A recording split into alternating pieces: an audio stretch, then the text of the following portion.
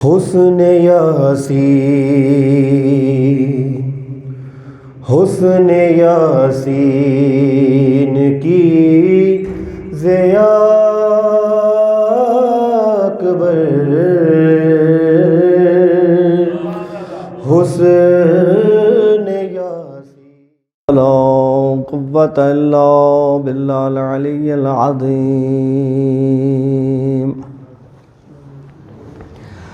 اعوذ باللہ من الشیطان اللعین الرجیم بسم اللہ الرحمن الرحیم الحمدللہ رب العالمین باری الخلائق اجمعین ثم الصلاة والسلام علی سیدنا و نبینا وشفیع ذنوبنا وطبیب قلوبنا حبیبنا وحبیب الہ العالمین ابی القاسم محمد صلی علی محمد وآلہ محمد وعلى آل بیت الطیبین الطاہرین المعصومین المنتجبین المنتخبین اما بعد فقد قال الحکیم فی محکم کتابہ وقوله الحق وهو اصدق القائلین بسم اللہ الرحمن الرحیم لقد كان لكم في رسول الله أسوة حسنة بلند صلوات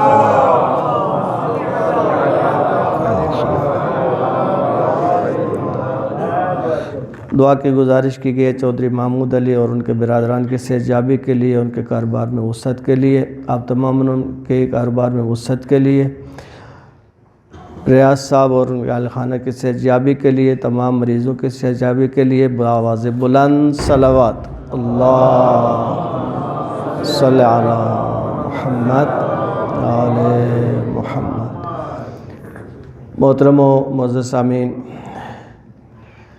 ولادت باسعادت شہزادہ حضرت علی اکبر علیہ السلام آپ تمام مومنین کو ہدیہ تبریک عرض کرتا ہوں اور خداوند کریم سے دعا گو ہوں کہ اس پاک دن کے صدقے، اس پاک مولود کے صدقے بہترین عیدی ہم سب کو نصیب فرمائے۔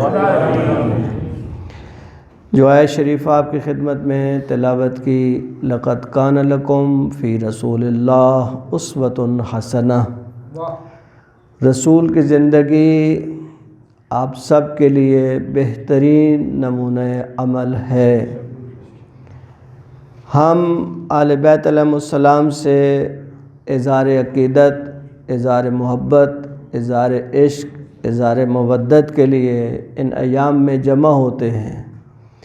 یہ اس قلبی عقیدت کا اظہار ہے کہ ہم دنیا والوں کو یہ بتاتے ہیں کہ ہم ان ہستیوں سے کس حد تک عشق اور محبت رکھتے ہیں۔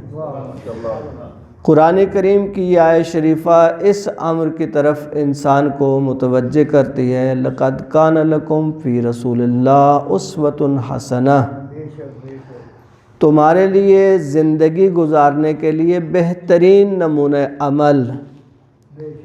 دیکھیں، اللہ نے ساری انسانیت کو دعوت دی کہ وہ میرے رسول کو دیکھیں اور ان کے انداز کی زندگی گزاریں۔ دیکھیں، آج جس شہزادے کی ولادت کا روز ہے، امام حسین علیہ السلام کی مسلسل دعاؤں کے نتیجے میں پیغمبر کے بعد جو فراق تھا پیغمبر سے، جو جدائی تھی پیغمبر سے، وہ امام حسین علیہ السلام کے لیے کوئی گوارا نہیں تھی۔ پیغمبر علیہ السلام سے جدائی، وہ نانا، وہ باکمال نانا، وہ باکمال رسول، وہ کمال محبت سے ان بچوں سے پیش آنے والی ذات، تو وہ جدائی کا غم تو تھا پیغمبر کے بعد اللہ کے اس ولی کے دل میں، کا مسلسل قبر رسول پہ بیٹھ کر ہاتھ رکھ کر اس جدائی کا اظہار فرماتے تھے، اور اللہ سے دعا فرماتے تھے کہ اللہ مجھے کوئی اس جیسی شبیہ عطا فرما۔ اللہم صلی علی محمد وآل محمد۔ آپ اگر خاندان اہل بیت علیہ السلام کا مطالعہ کریں، ان شخصیات کا مطالعہ کریں، تو حسن و جمال کا جو عالم ہے یہ تشخیص دینا مشکل ہو جاتا ہے کہ اہل بیت میں کون فرد زیادہ خوبصورت ہے۔ ہر کوئی ایک دوسرے سے بڑھ کے خوبصورت ہے، ہر کسی کی خوبصورتی کا اپنا ایک انداز ہے۔ مثلا آپ مولا ابوالفضل عباس علیہ السلام کے بارے میں سنتے ہیں، قمر بنی ہاشم، بنی ہاشم کا چاند، یعنی بنی ہاشم سارے چاند ہیں، لیکن ان میں جو نمایاں چاند ہے وہ ابوالفضل عباس ہے۔ لیکن اتنی بڑی ذات کو بھی شبیہ پیغمبر نہیں کہا گیا ہے، اس کو سمجھیے۔ دیکھیں گواہی کسی عام ذات کی نہیں ہے، کسی مورخ نے، کسی محدث نے، کسی عالم نے حضرت علی اکبر علیہ السلام کو شبیہ پیغمبر نہیں کہا ہے۔ تمام انبیاء کو آپ دیکھ لیں، حضرت آدم علیہ السلام اپنی تمام بزرگی کے باوجود، ابو البشر ہونے کے باوجود، آپ پیغمبر کی شبیہ ان کو نہیں کہتے ہیں۔ حضرت موسیٰ کلیم اللہ ہیں، خداوند کریم سے ہم کلام ہوتے ہیں، لیکن کوئی بھی ان کو شبیہ پیغمبر نہیں کہتا ہے۔ حضرت یوسف کے حسن کی دھوم ہے دنیا کے اندر، لیکن کوئی مورخ آپ کو یہ کہتا نظر نہیں آئے گا کہ وہ شبیہ پیغمبر ہے۔ پیغمبر سے سوال کیا گیا کہ حضرت یوسف علیہ السلام کے حسن کی بہت دھوم ہے، بہت چرچا دنیا میں، حسن یوسف کی مثالیں دی جاتی ہیں، تو راوی نے پوچھا کہ یا رسول اللہ آپ زیادہ خوبصورت ہیں یا یوسف زیادہ خوبصورت ہے؟ اب جو پیغمبر علیہ السلام نے جواب دیا وہ بہت قابل توجہ جواب ہے۔ پیغمبر علیہ السلام نے فرمایا میرے بھائی یوسف خوبصورت تھے، انا ملیح، میں خوبصورتی کے ساتھ ساتھ جذابیت بھی رکھتا ہوں۔ بعض چیزیں خوبصورت ہوتی ہیں لیکن ضروری نہیں کہ وہ انسان کے اٹریکشن کا باعث بنے۔ بعض خوبصورتیاں انسان کو کھینچ لیتی ہیں اپنی طرف۔ پیغمبر علیہ السلام نے فرمایا میں وہ خوبصورت نہیں ہوں کہ جس کو جذب نہ کیا، میں وہ خوبصورت ہوں جس کی طرف نظریں جذب ہو جاتی ہیں۔ یعنی ایک دفعہ کوئی چہرہ پیغمبر علیہ السلام کا دیدار کر لیتا تھا تو وہ تھکتا نہیں تھا ان کے دیدار سے۔ میں جذاب ہوں، انا ملیح، میرے اندر جذابیت پائی جاتی ہے، میرے اندر بہت جذابیت ہے۔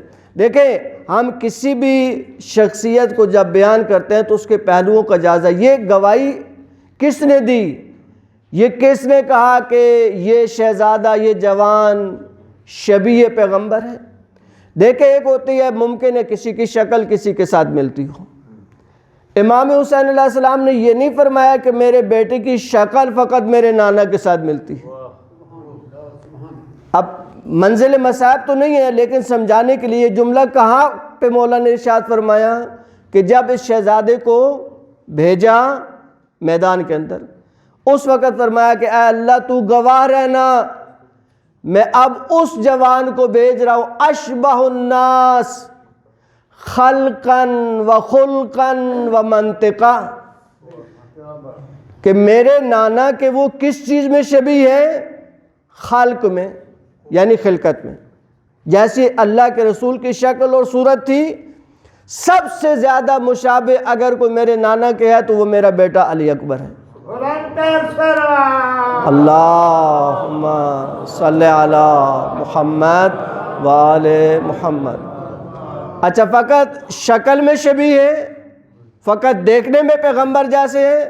نہ، یہ تو اللہ کی عطا ہے کہ اللہ نے ان کو رسول کی شبیہ بنا کر حسین کے دل کے غم کو کم کر دیا، کہ آپ کو بہت اشتیاق تھا اپنے نانا کی زیارت کا، اور یہ جملے امام کے جملے اذا اشتقنا، جب ہمیں اشتیاق ہوتا تھا اپنے نانا کی زیارت کا، ہم چاہتے تھے کہ نانا کے چہرے کی زیارت کرتے تو ہم اس جوان کی زیارت کرتے تھے، کیونکہ شکل شبیہ ترین شکل پیغمبر کے ساتھ جو تھی وہ شہزادہ علی اکبر کی تھی۔ اشبہ الناس، سب سے زیادہ مشابہ خلقاً، خلق تو عطا کرتا ہے پروردگار، لیکن اگلا جو جملہ ہے خلقاً، فقط شکل میں شبیہ نہیں تھے، اخلاق میں بھی پیغمبر کے مشابہ تھے۔ دیکھیں انسان کو اللہ شکل عطا کرتا ہے، اخلاق انسان کو کسب کرنا پڑتے ہیں، خود انسان کو بااخلاق بننا پڑتا ہے۔ انسان ریاضت کے ساتھ، محنت کے ساتھ، آپ اس شہزادے کی عظمت کا اندازہ لگائیں، 18 یا 25 سال، دو ہی روایتیں ہیں پیغمبر کے بعد اس شہزادے کی عمر کے بارے میں اختلاف روایت ہے۔ 25 سال علامہ نقن کا جملہ ہے، اگر 18 سال کے قول کو مانے تو شباب کا آغاز ہے، اور اگر 25 سال کے قول کو مانے تو شباب کا معراج ہے۔ 25 سال میں انسان، اللہم صلی علی محمد وآل محمد، جوانی کی معراج پہ ہوتا ہے انسان 25 سال میں۔ اس سے زیادہ تو قول نہیں ہے، دو ہی قول ہیں کہ آپ کی عمر مبارک کتنی تھی، 25 سال تھی یا 18 سال تھی۔ 18 سال اگر مانا جائے تو بہت پیارا جملہ جس کو دہرانے کو دل کرتا ہے کہ 18 سال آغاز جوانی ہے اور 25 سال جوانی کا معراج ہوتا ہے۔ خلقاً و خلقاً، اس کم سنی میں، اس جوانی میں اس شہزادے نے کیا کیا کہ پیغمبر کی شکل تو اللہ نے عطا کی اور اخلاق پیغمبر کو اس جوان نے خود کسب کیا۔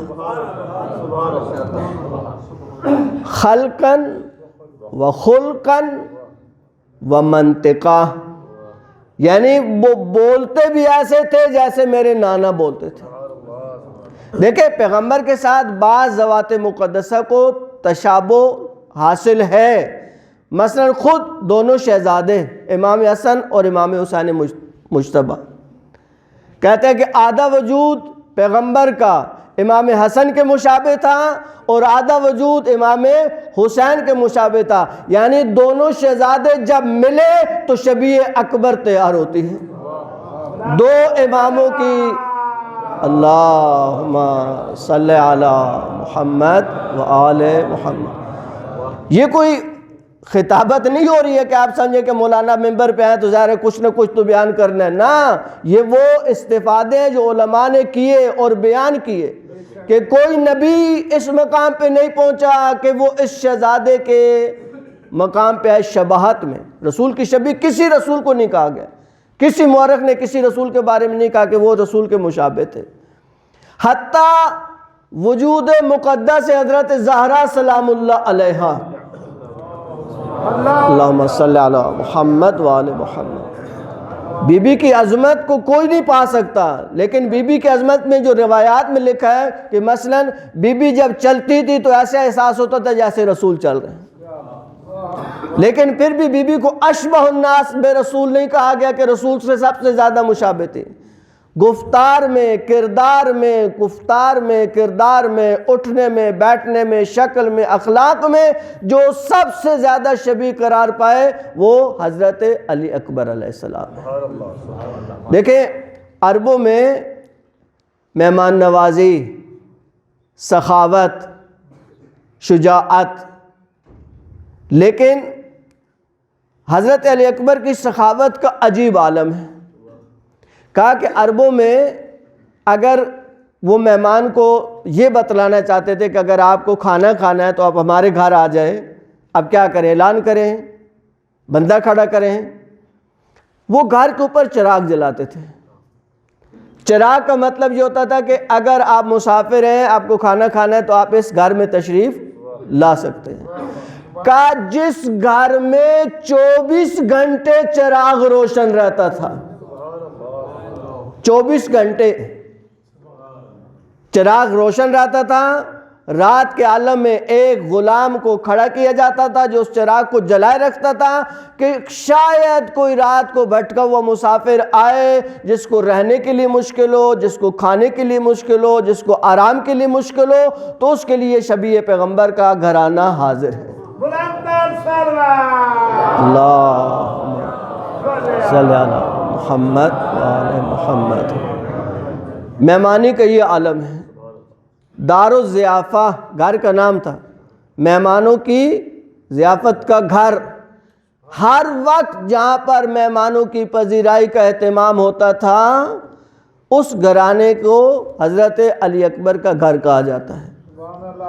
یہ دیکھیں زبان سے ہم کہہ سکتے ہیں، بہت آسان ہے، پڑھنے کو مشکل تو نہیں ہے. آپ تصور کریں کہ ہر وقت کتنا اہتمام چاہیے. اچھا پتہ بھی نہیں ہے کب کون آ جائے، کتنے مہمان آ جائیں، 2 آئیں، 4 آئیں، 10 آئیں، 20 آئیں، مہمان تو بتا کے نہیں آتا. لیکن اس شہزادے کے دسترخوان ہمیشہ 24 گھنٹے آمادہ رہتا تھا کہ کوئی اللہ کی طرف سے میزبان پہنچے. دیکھیں یہ کیوں ہوتا ہے، یہ کیوں ہوتا ہے، یہ کام کیوں کیے جاتے ہیں؟ یہ انسانی اخلاق کے شاہد ہوتی ہیں یہ چیزیں. کون کرتا ہے یہ کام؟ سخاوت. دیکھیں سخاوت مومن کے اندر تو ہے ہی ہے.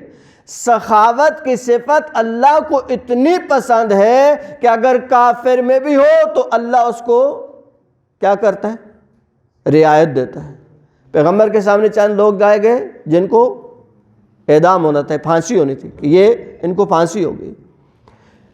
ایک شخص آیا پیغمبر علیہ السلام پہ، فوراً جبرائیل نازل ہوئے، کہا کہ اس کو چھوڑ دیجیے، اس کو رہنے دیجیے. اب حکم تو سب کا صادر ہو چکا تھا. اللہ کے رسول نے کہا کہ آپ کو پھانسی نہیں دی جائے گی. انہوں نے کہا میرے اندر کون سی ایسی خوبی ہے، کیا ہوا ایسا؟ باقی تو میرے جو ساتھی تھے ان سب کو پھانسی کا حکم صادر ہو چکا ہے.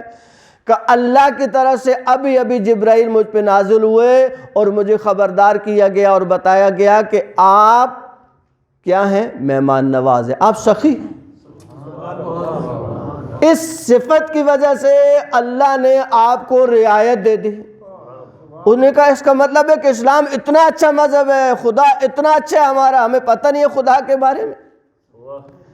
دیکھیں آج جو ہمارا وظیفہ ہے اس وقت اس دنیا میں، اس گمراہ کن دنیا میں، دیکھیں ایک ہے اہل بیت علیہ السلام کی تعلیمات جو ہم پڑھ سکتے ہیں، جو ہم بیان کر سکتے ہیں. میں نے پڑھا، آپ نے سنا.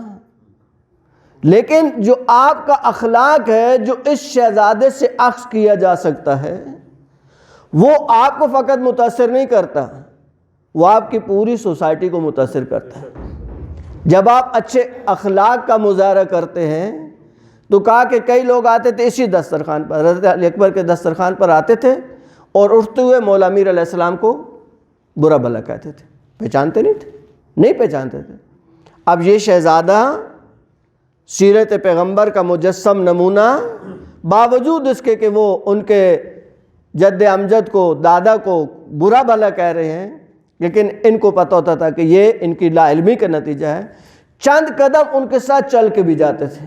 کھانا کھلایا، کھانا کھلانے کے بعد باوجود اس کے کہ وہ امیر المومنین جیسی ذات کو برا بھلا کہہ رہا ہے، اب ساتھ چلتے تھے. اب جب وہ چل پڑتے ساتھ اور جدا ہوتے تو وہ آگے جا کے پوچھتا کہ یہ جس نے ہماری اتنی مہمان نوازی کی اور ہمیں چل کے رخصت بھی کیا، یہ شخص کون ہے؟ وہ تو نہیں جانتے تھے، باہر سے آتے تھے.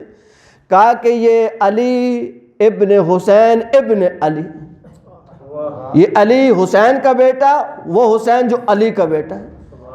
کہا اچھا. اب وہ پریشان ہو گئے، وہ شرمندہ ہو گئے. وہ واپس آئے اور آ کر مولا سے معافی مانگی. کہا کہ ہمیں معاف رکھنا، ہمیں علم نہیں تھا، ہمیں آپ کے بارے میں غلط بتایا گیا، غلط فیڈ کیا گیا. تو اس عمل سے کیا نتیجہ نکلتا ہے کہ جو چیز آپ کے بدترین دشمن کو متاثر کرتی ہے وہ اخلاق حسن ہے آپ کا. یا علی اللہم صلی علی محمد وآل محمد. کہا کہ پھر حضرت علی اکبر علیہ السلام ان کو لاتے تھے اپنے بابا کی خدمت میں کہ بابا یہ غلط فہمی میں تھے اور انہوں نے آج معافی مانگ لی. کہا پھر امام علیہ السلام ان کے لیے اور زیادہ پذیرائی کا اہتمام کرتے تھے کہ اب آپ جو ہے وہ ہمارے دیگر مہمان ہو گئے، اور طریقے کے مہمان ہو گئے. یہ عزیزان وہ چیزیں ہیں جن کو آج ہمیں سمجھنے کی ضرورت ہے. خلقاً و خلقاً و منطقاً، کس کی شبیہ؟ پیغمبر جس کے بارے میں قرآن فرماتا ہے انک لعلی خلق عظیم۔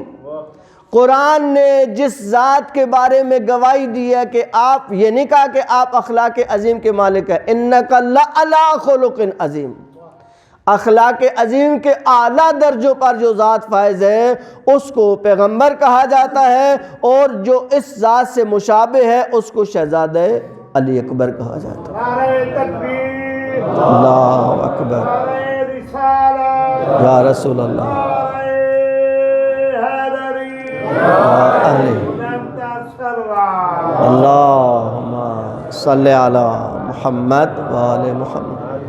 ہمارے یہاں دعاؤں کی حد تک یہ بات ہے کہ ہم جب دعا مانگتے ہیں تو اللہ ہماری بہنوں کو سیرت زہرا نصیب فرما، ہمارے جوانوں کو سیرت علی اکبر نصیب فرما، لیکن اس کو دعا تک محدود نہیں رکھنا ہے ہمیں، بلکہ وہ فضائل، وہ کمالات سمجھنے ہیں۔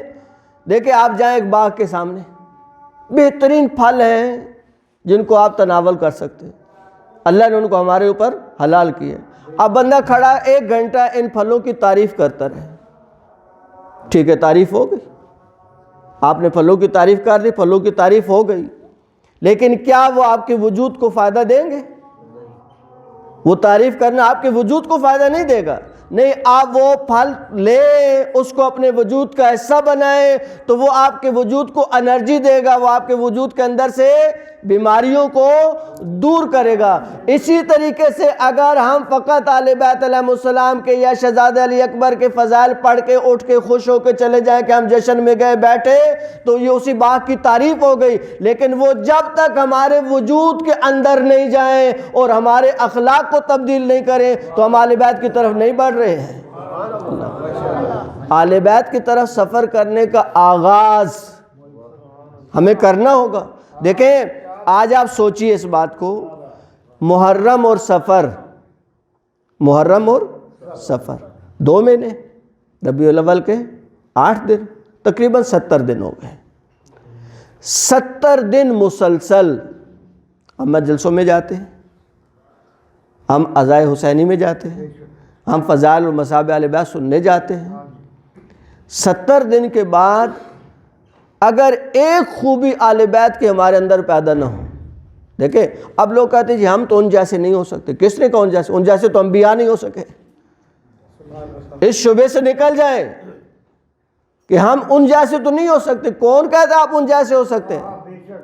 1,01,000 کام 24,000 انبیاء مل کر بھی اہل بیت کے طرح نہیں ہو سکتے، یہ تو کوئی مشکل سی بات ہے۔ ہمیں یہ نہیں کہا گیا کہ ہمیں یہ کہا گیا کہ آپ ان کے نقش قدم پہ چلنا شروع کریں۔ آپ کو ورق کہا گیا، ورق درخت کا پتہ ہوتا ہے نا، اس کو عربی میں ورق کہتے ہیں۔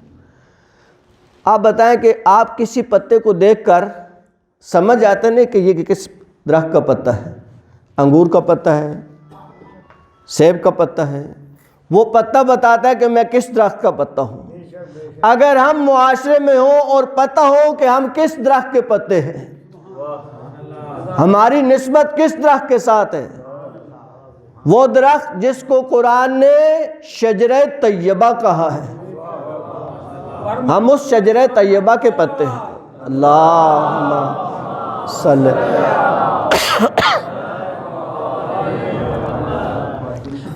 توجہ فرمائیے گا میری بات پہ، میں واجبات کی بات نہیں کر رہا ہوں، میں نماز روزے کی بات نہیں کر رہا، وہ تو فرائض میں ہے، نماز تو فرائض میں شامل ہے، روزہ تو فرائض میں شامل ہے۔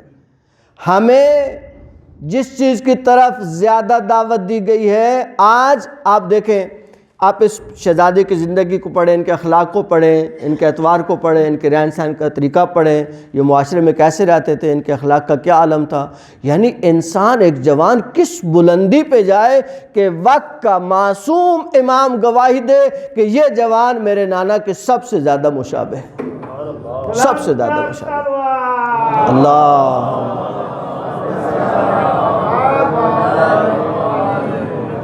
دیکھیں، امام کی گواہی دینا کوئی معمولی بات نہیں ہے۔ دیکھیں ہم بعض اوقات مبالغہ کر سکتے ہیں، ایک شخصیت کا اتنا مقام نہیں ہوتا لیکن ہم اس کو بڑھا چڑھا کے پیش کر دیتے ہیں، ہو جاتا ہے بعض اوقات۔ لیکن امام معصوم کی طرف یہ سوچنا بھی درست نہیں ہے کہ کوئی اس مقام کا اہل نہیں ہے اور مقام اس کو دیا جا رہا ہے، ممکن نہیں ہے یہ بات۔ امام معصوم کا ہر جملہ، ہر بات، ہر لفظ تولا جاتا ہے، امام نے کسی کے بارے میں کیا کہا۔ جب امام معصوم کی ذات اس شہزادے کے بارے میں اتنی بڑی بات کریں، اشبہ الناس خلقاً و خلقاً و منطقا، تو پھر ہمیں سوچنا پڑے گا کہ ہمیں پیغام کیا دیا جا رہا ہے۔ دیکھیں اس شہزادے نے زندگی میں سب سے زیادہ ہم کس چیز سے ڈرتے ہیں؟ لفظ موت سے۔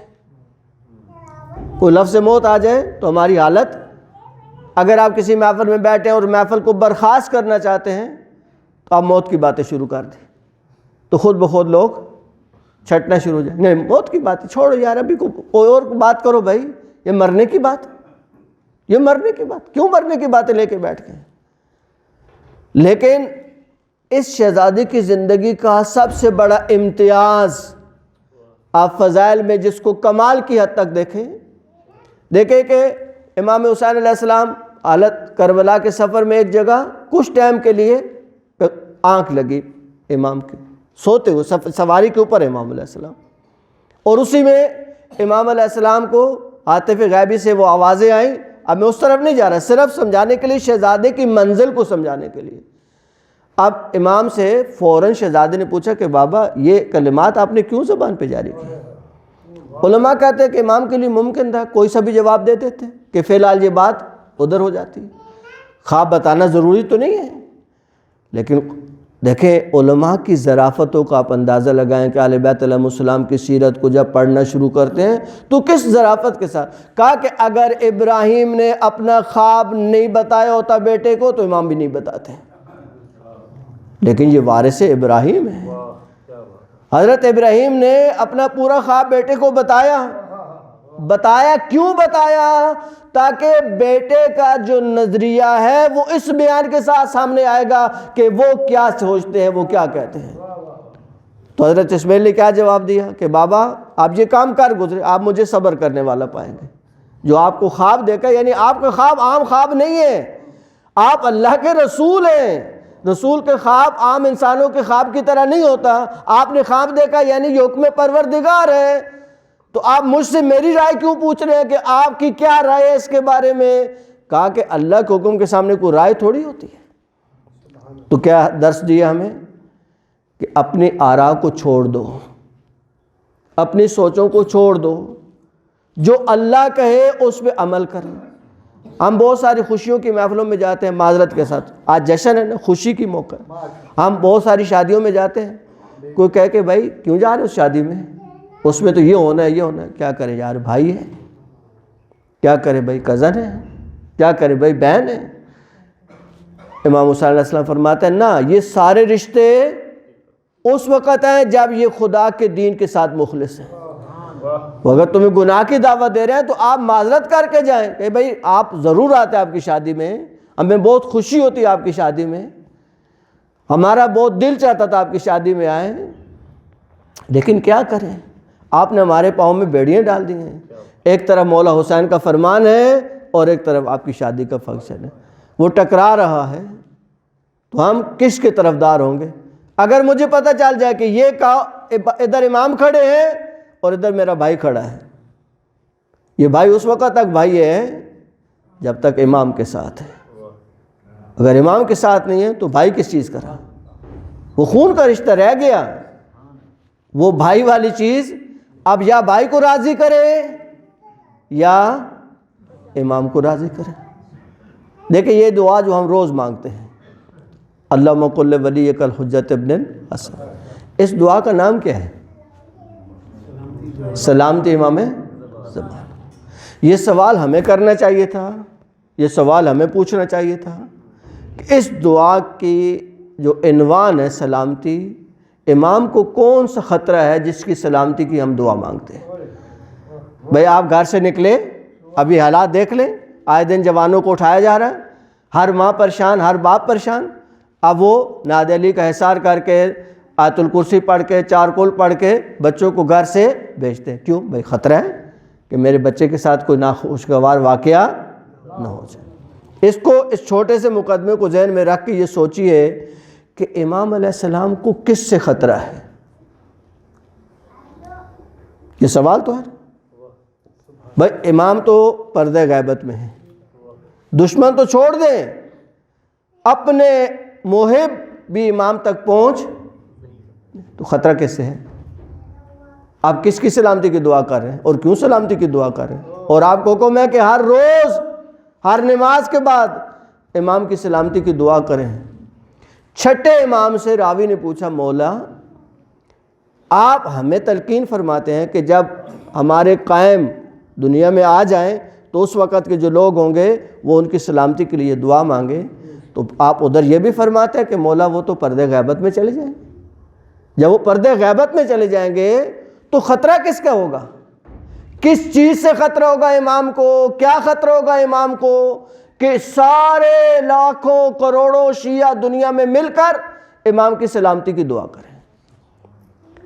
امام نے اس راوی کو دعا دی کہ اللہ تم پر رحم کرے، تم نے بہت اچھا سوال ریز کیا، بہت اچھا سوال اٹھایا تم نے، یہ سوال ہمیں اٹھانا چاہیے تھا، یہ سوال ہمارے ذہنوں میں آنا چاہیے تھا۔ امام علیہ السلام نے فرمایا اصل قضیہ یہ ہے کہ جب ہمارے قائم پردہ غیبت میں چلے جائیں گے تو لوگ ریلیکس ہو جائیں گے، استغفر اللہ ربی واتوب الیہ، استغفر اللہ ربی واتوب الیہ، کہ کوئی امام کے پردہ غیبت میں جانے سے ریلیکس ہو جائے۔ کیا مطلب ریلیکس؟ امام فرماتے ہیں کہ اب دیکھتے ہیں کہ امام تو سامنے نہیں، آپ نے بچوں کو دیکھا، اپنے جوانوں کو، جب تک باپ سر پہ ہے وہ مسجد میں آ کے نماز بھی پڑھتا ہے، جماعت کے ساتھ نماز بھی پڑھتا ہے، قرآن کی تلاوت بھی کرتا ہے، سب کچھ کرتا ہے۔ اب پاکستان کے معاشی حالات خراب ہوئے تو باپ نے سوچا بھی کیا کریں، بچوں کو پالنا تو ہے، ان کی ذمہ داریاں تو نبھانی ہیں۔ وہ ان ذمہ داریوں کو نبھانے کے لیے بیرون ملک کا سفر کرتے ہیں۔ اب وہ بیچارے کوئی دبئی نکل گیا، کوئی سعودیہ نکل گیا، کوئی امریکہ، کوئی کدھر جدھر بھی حالات اس کو لے گئے۔ اب روزانہ اہلیہ اس کو واٹس ایپ پہ اپڈیٹ کرتی ہے کہ وہ آپ کے دونوں بچے مسجد میں جا رہے ہیں۔ وہ خوش ہوتا ہے وہاں پہ کہ میرے آنے کے بعد بھی یہ مسجد میں جاتے ہیں، نماز جماعت کے ساتھ پڑھتے ہیں، تلاوت بھی کرتے ہیں۔ اب 20-25 دن گزرے تو میسیج تبدیل ہو گیا، کہا وہ ایک تو جاتا ہے مسجد میں اور دوسرا آہستہ آہستہ جماعت کو چھوڑ چکا ہے، اب تو گھر میں بھی نماز نہیں پڑھتا۔ ایک باپ کے سر سے اٹھ جانے سے اب بیٹا کیوں ریلیکس ہو گیا نا، تو باپ تو سامنے نہیں ہے۔ اب بتائیں کہ وہ باپ جو وہاں بیٹھا ہوا ہے جب اس کو یہ میسیج جاتا ہے تو وہ بہت خوش ہوتا ہوگا؟ نہیں، وہ خون کے آنسو روتا ہے کہ میں اس اولاد کے لیے، ان کی رفاہ کے لیے، ان کی بہتری کے لیے، ان کے اچھے مستقبل کے لیے یہاں طرح طرح کی مصیبتیں برداشت کر رہا ہوں، اور یہ کیا کر رہا ہے بھی؟ اب بتائیں، انصاف سے بتائیں، باپ سال کے بعد 2 سال کے بعد واپس آیا، وہ بچہ جو ریگولر اس کے بعد بھی مسجد میں آ رہا تھا وہ باپ کو سینے سے لگاتا ہے، اس کی آنکھوں میں آنکھیں ڈالتا ہے، کہتا ہے ابا میں مسجد روز جاتا تھا، میں نے مسجد کو نہیں چھوڑا ہے۔ لیکن وہ دوسرا وہ کیا کرے گا؟ وہ جب سامنے آئے گا تو سوائے شرمندگی کے کچھ بھی نہیں ہے اس کے سامنے، کچھ بھی نہیں ہے۔ لیکن یہ باپ جتنا عرصہ وہاں رہا اذیت میں رہا کہ یہ کیوں ایسا کر رہا ہے، میں تو اس کی بہتری کے لیے کر رہا ہوں۔ عزیزو، ایک بیٹا بگڑ جائے تو باپ کے دل پہ کیا گزرتی ہے؟ آپ ایک لمحے کے لیے تصور کریں، بعض چیزوں کو تصور کرنا پڑتا ہے۔ کتنے شیعہ دنیا میں اس وقت؟ ایک محتاط اندازے سے 44 تو شاید نہیں ہو، ہم 20 کروڑ کہتے ہیں، آپ کی میں بات کو رکھتا بھی ہوں اور ہم کم سے کم پہ آ جاتے ہیں۔ 20 کروڑ دنیا میں شیعہ ہیں اس وقت، مثال کے طور پہ 20 کروڑ میں سے 10 کروڑ نیک ہیں، فرض کر لیتے ہیں۔ 10 کروڑ جو نیک نہیں ہیں وہ دن میں فقط 1 گناہ کرتے ہیں، زیادہ کی بات نہیں کر رہے۔ کتنے گناہ ہو گئے؟ 10 کروڑ گناہ۔ امام دیکھتے یا نہیں دیکھتے؟ یہ ہمارا ماننے والا، یا ہم سے لو لگانے والا یا ہمارا دم بھرنے والا امام جعفر صادق علیہ السلام، اللہم صلی علی محمد وعلی محمد۔ حدیث کو میں اپنے انداز سے بیان کروں۔ امام فرماتے ہیں کہ جب شیعہ ریلیکس ہو گئے اور گناہوں پہ گناہ کرنا شروع کیے تو امام کا قلب بہت نازک قلب ہے، امام کو اچھا نہیں لگتا۔ ان کے ان گناہوں کا اثر امام لیتے ہیں اور امام بیمار پڑ جاتے ہیں، تو آپ بیمار کی سلامتی کی بھی دعا کرتے ہیں۔ اس لیے کہا گیا کہ شیعو اب تم نے بیمار کیا، اب تم امام کی صحت یابی کی دعا کرو۔ خدا نہ کرے کہ ہم میں کوئی ایسا ہو جو امام کی بیماری کا سبب بنے، دعا کرے خدا سے۔ یہ شہزادہ علی اکبر کا آج کا دن ہے۔ اس میں ایک چیز جس کی طرف بہت توجہ ہے، بہت زیادہ توجہ، پھل موسمی ہوتے ہیں نا، کبھی انگور ہوتا ہے، کبھی انار ہوتا ہے، کبھی نہیں ہوتا ہے۔ راوی کہتا ہے کہ میرے سامنے شہزادے نے امام حسین علیہ السلام سے انگور مانگے، انگور کا موسم نہیں تھا، انگور کا موسم نہیں تھا۔ امام نے ہاتھ بڑھایا اور انگور آ گئے۔ کہاں سے آ گئے؟ جنت سے آ گئے۔ امام نے شہزادے کو وہ انگور پیش کیے۔ کہ پھر ایک ایسا وقت جس میں انار کا موسم نہیں تھا، شہزادے نے انار طلب کیے تو امام نے وہ انار منگوا کر شہزادے کو پیش کر دیے۔ علماء کہتے ہیں اس کا کیا مطلب ہے کہ حسین اکبر کی فرمائش کو ٹھکرا نہیں سکتے۔ اگر اکبر کو چیز مانگے، حسین جیسا بابا ہو، کہتے امام کی محبت کا عالم یہ تھا، حضرت ام لیلہ خود روایت کرتی ہیں کہ ابھی شہزادہ چھوٹے تھے، بہت چھوٹی عمر میں، نومولود، کہا کہ میں بعض اوقات میری آنکھ کھلتی تھی تو مجھے ایک سایہ نظر آتا تھا شہزادے پر۔ بھی کون ہے؟ کہا کہ لیلہ آرام سے سو جاؤ، میں حسین ہوں، مجھے راتوں نیند نہیں آتی جب تک میں اس کا چہرہ نہیں دیکھ لیتا۔ کہا کہ اتنا پیار جس باپ کو بیٹے سے ہو، کہ آپ کی حاجتیں ہیں، آپ کی دعائیں ہیں، آپ کی تمنائیں ہیں، جب دیکھیں کہ آپ کی حاجت نہیں پوری ہو رہی تو حسین کو اس شہزادے کا واسطہ دیں۔ جب حسین اس شہزادے کو بے موسم کھل کھلا سکتا ہے تو آپ کی دعاؤں کو بھی اس شہزادے کے صدقے قبول کریں۔ وہ رد نہیں ہونے والی دعا ہے، وہ دعا رد نہیں ہوگی۔ دیکھیں دعا کے اندر ایک چیز کو ہمیشہ یاد رکھیں، اگر آپ کو مانگنے والے پہ یقین نہیں ہے تو آپ کی کوئی دعا قبول نہیں ہونی، کوئی دعا قبول نہیں ہونی۔ آپ بے شک ساری زندگی دعا مانگتے رہیں۔ میں آپ کو اس کے سادہ مثال دے کے بس گفتگو کو سمیٹتا ہوں۔ آپ کے 3 دوست ہیں، آپ کو کوئی مشکل پیش آ گئی، آپ کو کوئی پیسے ضرورت پڑ گئے، اب آپ جائزہ لیتے ہیں، اس سے بات کروں تو وہ تو ایسا بہانہ کرے گا کہ مجھے اس پہ شک بھی نہیں ہوگا، وہ ایسی بات کرے گا کہ ناراض بھی نہیں کرے گا لیکن پیسے دینے والا نہیں ہے۔ دوسرا ہے اس کے بارے میں آپ ڈبل مائنڈڈ ہیں، شاید مان جائیں شاید نہیں مانے۔ تیسرا دوست ہے جس کے بارے میں آپ کو یقین ہے کہ مجھے ڈیٹیل نہیں بتانی پڑے گی، میں اگر اشارہ بھی کروں گا وہ فوراً میری بات کو لاج کو رکھ لے گا۔ آپ کس کے پاس جاتے ہیں؟ جس پہ یقین ہوتا ہے۔ جس دوست پہ یقین ہوتا ہے اس کے سامنے انسان اپنی آبرو کو بیچتا ہے، اس کے سامنے اپنا سوال دراز کرتا ہے۔ عزیزو، آل بیت کسی کو خالی واپس نہیں لوٹاتے اگر یقین ہو کہ کس در پہ کھڑے ہیں مانگنے کے لیے۔ اللہم صلی علی محمد وآل محمد۔ اب کہتے ہیں خدا ارحم الراحمین ہے، اب کہتے ہیں خدا ارحم الراحمین، تو جو ارحم الراحمین ہے جب اللہ سے دعا مانگے تو یہ نہیں دیکھا کریں کہ کون دعا مانگ رہا ہے، یہ سوچے کس سے دعا مانگ رہے ہیں۔ اگر ہم اپنی حیثیت کو دیکھیں تو شاید ایک لقمہ کبھی نہ مانگ سکے اس ذات سے، لیکن جب اس کو دیکھیں وہ ارحم الراحمین، وہ سب سے زیادہ رحم کرنے والی ذات، سب سے زیادہ رحم فی الدنیا رحمان فی الآخرہ۔ اس کا کیا مطلب ہے کہ اللہ اگر کافر زمین میں بیج بوئے تو اس کا پھل نکلتا ہی نہیں؟ اب وہ کہے بھی کافر ہے، کافر کا کیوں نہیں کرے؟ نہ، اس دنیا میں اللہ سب کے لیے ہے، رحمان فی الدنیا، الٹ ہو گیا، رحمان فی الدنیا رحیم فی الآخرہ۔ لیکن آخرت میں ایسا نہیں ہوگا، آخرت میں یہ نہیں ہونا۔ اللہ نے دو چیزیں خلق کی، کفر اور ایمان۔ خلق کرنے کا مطلب یعنی کہ دو حقیقتیں وجود میں آئیں۔ ان میں سے عقل نے اللہ سے دعا کی کہ اللہ مجھے کوئی خوبی عطا کر جس سے مجھے طاقت ملے۔